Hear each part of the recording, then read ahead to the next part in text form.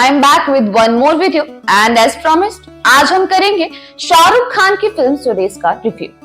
स्वदेश एक ऐसी फिल्म जो आपको बताती है अपनों की इंपॉर्टेंस, जो आपको बताती है कि देश के लिए कुछ कर गुजरने के लिए आपको सिर्फ सरहद पर खड़े रहने की ही जरूरत नहीं है, बल्कि आप अपने रोजमर्रा में हो रही गलत चीजों को बदलकर या महज उनके खिलाफ आवाज उठाकर भी देश के लिए कुछ कर सकते हैं।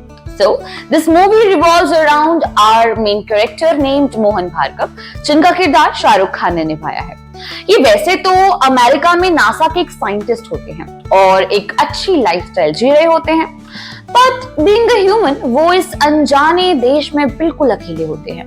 कुछ सालों पहले ही उनके माता पिता की मृत्यु हुई होती है और ऐसे में उनके पास अब सिर्फ और सिर्फ उनकी कावेरी अम्मा रह जाती हैं, जो कि वैसे देखा जाए तो उनकी आया थी, लेकिन उन्होंने आया होने के बावजूद भी मोहन को उनकी सगी माँ से भी ज्यादा प्यार किया था। तो बस फिर क्या था, कावेरी अम्मा का प्यार मोहन भार्गव को भारत खींच लाता है। अब मोहन दिल्ली तो आ जाता है कावेरी अम्मा की खोज में, लेकिन असली स्टोरी तब शुरू होती है जब मोहन को कावेरी अम्मा उस वृद्धाश्रम में नहीं मिलती हैं जिसमें मोहन ने उनको आखिरी बार देखा था। वृद्धाश्रम से मोहन को एक गांव के बारे में पता लगता है जहां कावेरी अम्मा को 1 साल पहले कोई और आकर ले गया था, और ये छोटा सा गांव था उत्तर प्रदेश का Charanpur as per the film. अब जैसे तैसे एसआर के चरणपुर पहुंचते हैं अपनी कैरावैन में और वहां वो मिलते हैं अपनी कावेरी अम्मा से।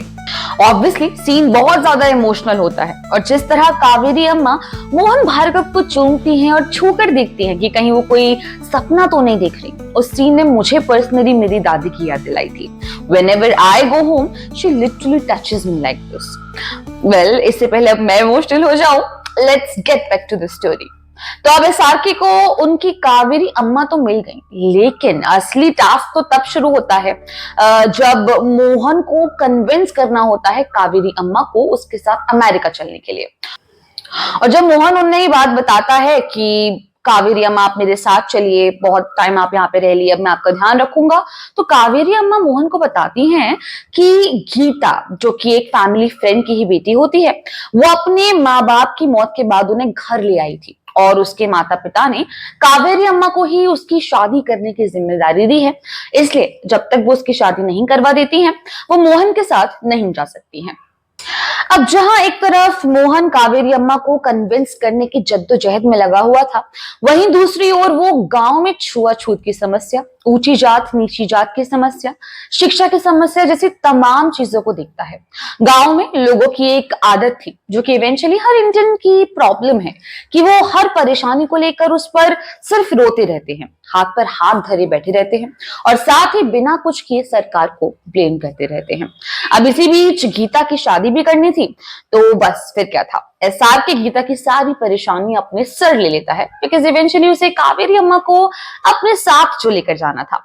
बता दूं, गीता पेशे से टीचर थी और कह सकते हैं गांव के स्कूल को अकेले चलाती थी, और दूसरी ओर गांव में सो कॉल्ड ऊंची जाति के जो लोग थे वो नीची जाति के बच्चों को स्कूल में पढ़ने नहीं दिया करते थे, जिससे गीता काफी परेशान थी और उसका अल्टीमेट गोल था सबको साथ में एजुकेशन देना। अब देखिए मोहन कैसे इस प्रॉब्लम को सॉल्व करता है और उसे गीता से कैसे प्यार हो जाता है और वो कावेरी अम्मा को अपने साथ ले जा पाता है या नहीं, इसके लिए तो आपको मूवी देखनी पड़ेगी। Now a question arises, why you should watch this film of Ashutosh Govekar. तो चलिए ये जान लेते हैं।